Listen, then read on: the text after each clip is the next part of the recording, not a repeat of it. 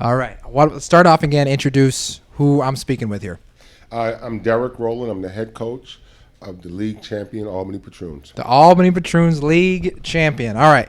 So now we're talking with as many coaches as we can here at Globally Ballin' at the Draft Combine here in Indianapolis. But Albany, the Patroons are a little bit different than some of the other teams we have, aren't they? Yes, They've been around for quite some time. long time. Can you give us a little bit of the history of the Albany Patroons? Yes, the Albany Patroons, I think, started back in the CBA in 1981, 82, which was my first year as a player. I don't mean to tell my age, but I guess I'm getting up there.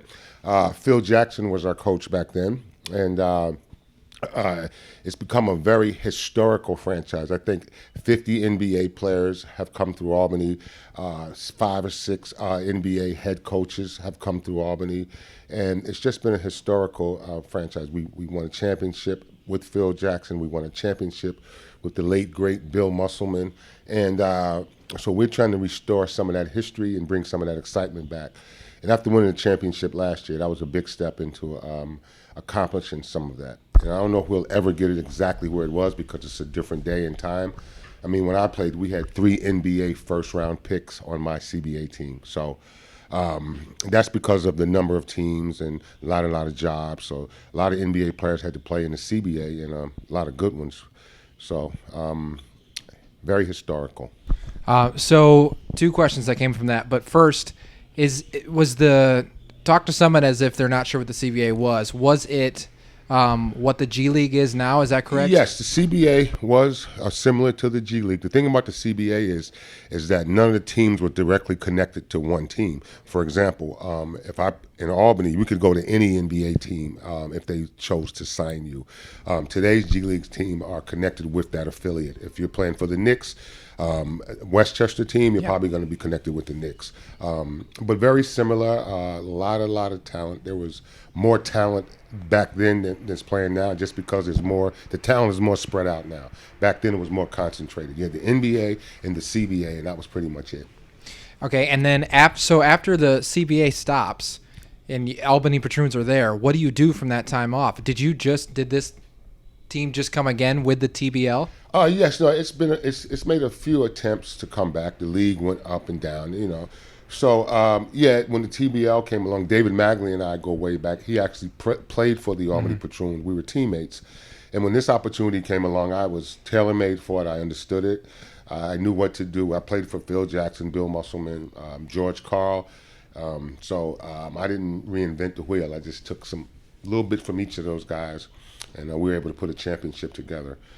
But when the teams were folding, we get a job. I had a family. You just work and just make ends meet until what you want to do happens for you. So the TBL prides itself on kind of branding itself as a different league. You've been here for a few years now with the TBL. Why is it a different league? Well, it's a different league because it's just set up. It's the opportunities are different. Like with the minority ownership. We really try and help the players overall. This year coming up, there's going to be an agency connected to the league that will allow players a better opportunity to get jobs overseas or get called up to the D League. They'll have representation. A lot of these guys either have no representation, poor representation. Some of them are pretty much covered, but the majority kind of out here on their own. So it's just a lot of different things. We are really community-based. I think that's the biggest thing. I mean, part of my recruiting process is not how your jump shot looks, but how well you can get out there and talk to the kids and be a positive role model and set the stage. So I think those things make us a little different. So let me tell you what I've discovered through kind of researching other leagues and stuff, and you tell me if this sounds right. Okay, so overall we found that a lot of players, if they're not, D1, Division I, getting lined up with agents, that step from graduation to agents, am I good enough to play somewhere, is a little confusing, a little scary. And so maybe going to a league like the TBL where you walk in without an agent and maybe find one while you're here alleviates some of that pressure. Sound good? Oh, yes, it definitely does. And it also gives guys a chance to develop. I get a lot of guys coming out of college. It's a different style. You may only get 2 or 3 shots in a college game unless you're the main guy. And what the TBL does, it allows guys to develop. I've had some guys coming out of college averaging 6 to 8 points get here and become stars because the game opens up more. It's just a different type of game. So it's a developmental league to allow guys to get to the point where they could play in the NBA or make some money overseas. We've heard the claim that taking a year off from basketball is a terrible idea. Can you affirm that that's not a great plan? To take a year off from basketball, it depends on what your reason is. You know, a lot of guys have a lot of reasons. I know if you're young enough and it may not affect you as much. It depends on who you are and what your situation is.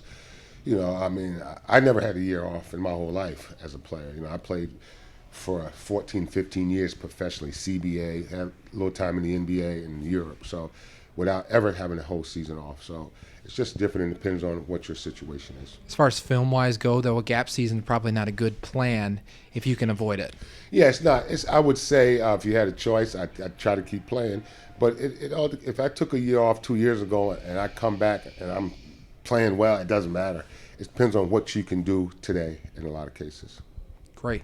Okay, so when does the season roll out? When do we start? Well, our first game, I think February 1st. I haven't seen the final schedule. I think it's February 1st, which will be ring ceremony night for us. And okay. Looking forward to that in a great way. Guys earned it. The city deserves it. So we can't wait to get that recognition for the players in the city. Where can people find how to follow the Albany Patroons? Well, AlbanyPatroonsBasketball.com is our website, and we got everything. You know, we're on Facebook.